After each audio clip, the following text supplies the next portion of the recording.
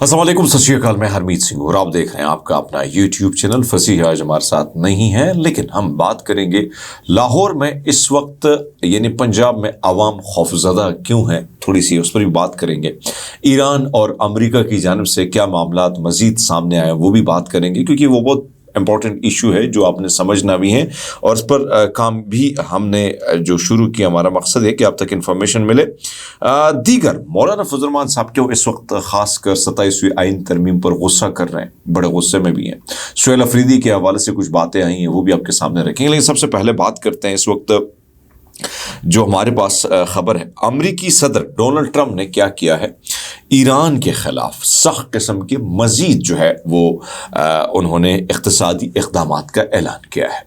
अब आपको पता है कि उनको भी पता है कि भाई साहब ये चीज़ें कंट्रोल में अभी आई नहीं है। अभी आपने देखा कि कल जो विजुअल आए हैं उससे एक तरफ तो शाह ईरान का जो बेटा है वो बेचारा शेरवानी सिलवाते सिलवाते वो थक गया है। पाकिस्तान में ख़ुद साख्ता देसी लिबरल जो है उनकी भी हालत इज़ार पर मैं रहम हम खा सकते हैं।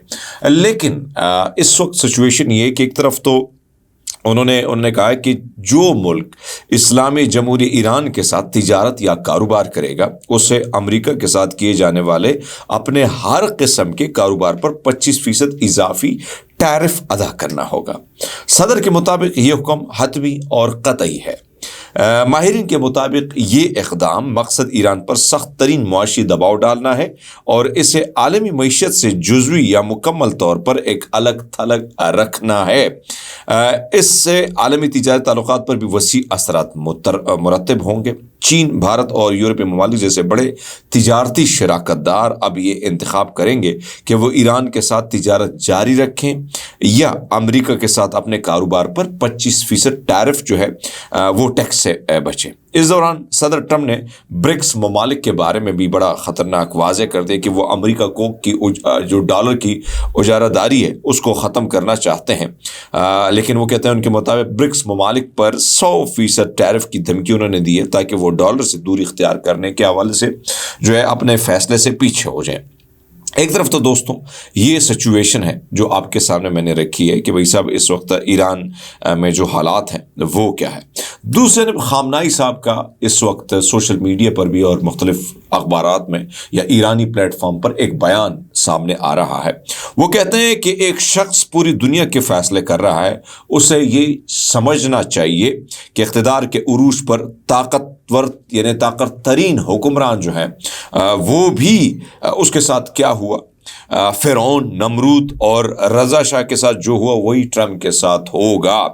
अगर आप देखें सदर पेज़ेश्कियान ने अमेरिका और इसराइल को ईरान में फसादात का जिम्मेदार करार दिया है। ईरानी मीडिया के दिए गए इंटरव्यू में जो है मसूद पेज़ेश्कियान ने कहा है कि हम तुम्हारे साथ हैं, यानी जाओ तखरीबकारी करो। ये वही लोग हैं, यानी इसराइल और अमेरिका ने उन लोगों को तखरीबकारी की खुली इजाज़त दी जिस पर इस वक्त ईरान में मुकम्मल तौर पर कंट्रोल पाया गया है।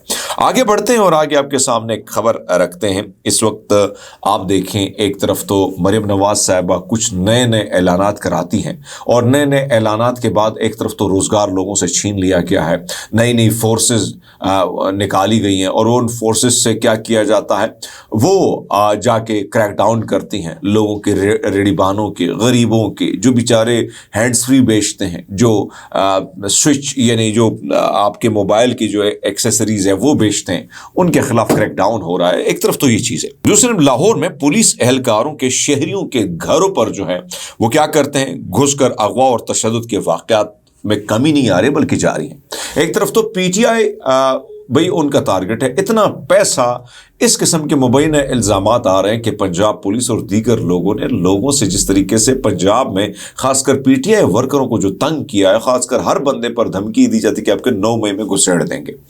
अब खबर ये आई है कि ग्रीन टाउन के इलाके में एक संगीन वाक़या पेश आया जब वकील राजा मजीद के घर में 15 पुलिस एहलकार जो है वो दाखिल हुए। वकील, उनके भाई और वालिद को गालम गलोच का निशाना बनाया गया और शदीद तशद्दुद के बाद तीनों को अगवा कर लिया गया। इब्तिदा में उन्हें मुकामी थाने में रखा गया जबकि बाद में डिफेंस के एक घर में हथकड़ियाँ लगाकर कैद किया गया। पुलिस के इस इक़दाम के खिलाफ मुकदमा तो दर्ज कर लिया गया है, ताहम शहरियों में तहफ़्फ़ुज़ के शदीद खदशात पाए जा रहे हैं और अवामी हलकों ने इस वाक़े को चादर और चार दीवारी के तक़द्दुस की पामाली। दोस्तों, इस हाइब्रिड रिजीम में जो कुछ हुआ है वो किसी से ढका छुपा नहीं है। यानी एक तरफ तो आपको याद होगा, यानी ये अकबर बाजवा हमारे सहाफ़ती, यानी मेरे साथ एक साथ हम लोगों ने एक चैनल में काम भी किया है, उन्होंने लिखा है कि जब 2 साल पहले पीटीआई पर क्रैक डाउन हुआ तो यहाँ लाहौर में पुलिस ने घर के पालतू कुत्तों को भी गोलियां मारी। आप अंदाज़ा लगा लें कि कितने जालिम हैं। दूसरी जानिब मरियम नवाज जो है, एक तरफ तो पंजाब हुकूमत का चंद माह कबल जो है वो आपको याद होगा शुरू किए गए अपने प्रोग्राम क्लिनिक ऑन व्हील्स में फील्ड मोबाइल हेल्थ यूनिट्स और देई एम्बुलेंस सर्विस का ठेका देने पर जो है फैसला किया गया है। 791 क्लिनिक्स ऑन व्हील यूनिट्स जो है, 590 देई एम्बुलेंस और 111 फील्ड मोबाइल हेल्थ जो है वो निजी शोबे के ज़ेर एहतमाम होंगे। आप अंदाज़ा लगा लें कि पहले कहते हैं कि हम ये कर रहे हैं वो कर रहे हैं और फिर वही सारी चीज़ें बेच डालते हैं। यानी सिर्फ और सिर्फ एक मेकअप कराया गया, मेकअप के अंदर इतनी दरारें हैं, इतनी जो है वो खड्डे हैं कि आपको हम बता नहीं सकते हैं। ये पंजाब की सूरत हाल है। एक ऐसी शख्सियत जिस वक्त जेल में है वो कहते थे ये पढ़े लिखे नहीं है। अब एक तस्वीर आपको दिखाता हूँ, ये लिखा है कि मुस्लिम लीग, ये सोशल मीडिया उन पर चल रहा है और इसमें लिखा है, ये मेरे ख्याल में पीएमएल ने भी शेयर किया और दीगर लोगों ने भी शेयर किया। इसमें लिखा क्या है, यानी आप देखें कि आर्टिफिशियल से ये जेमिनी से बनाई गई एक तस्वीर है लैया की और उसको शेयर किया गया कि लैया को देखें कितना हमने बदलाव लेके आए हैं। लेकिन हकीकत ये है इन लोगों की कि ये जो आर्टिफिशियल इंटेलिजेंस से बनाई गई तस्वीर है, कम से कम इसको तो एडिट कर लेते ना। लेकिन पढ़ाई लिखाई बड़ी अच्छी चीज़ है, इसलिए कहता हूँ पढ़ा लिखा करो, रिसर्च कर लिया करो, किताबें पढ़ा करो ताकि कुछ आपको भी समझ आए। और ये जो नई दुनिया है, नए बच्चे हैं, हर चीज़ पर सवाल उठाते हैं।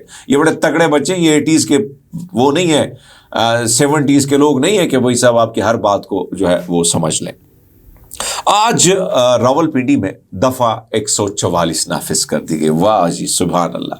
ये क्यों की गई? आपको भी पता है कि आज मंगल का दिन है और मंगल के दिन उमूमन हम देखते हैं कि इमरान खान की बहनें वहाँ पर जाती हैं और अब तो वो कुरान खानी भी करती हैं, अपने भाई के साथ मुलाकात के लिए जाती हैं। लेकिन मुलाकात पर मुसलसल आपको पता है कि पाबंदियाँ हैं और पाबंदियाँ इस किस्म की लगाई गई। एक तरफ तो इमरान खान की बहनें कहती हैं कि भाई हमारे बहन भाई को इस वक्त जिस तरीके से अजियत का सामना है, हमें नहीं पता हमारे भाई किस हाल में है, लेकिन इसमें भी कोई शक नहीं है कि आइसोलेशन में इमरान खान साहब को रखा गया।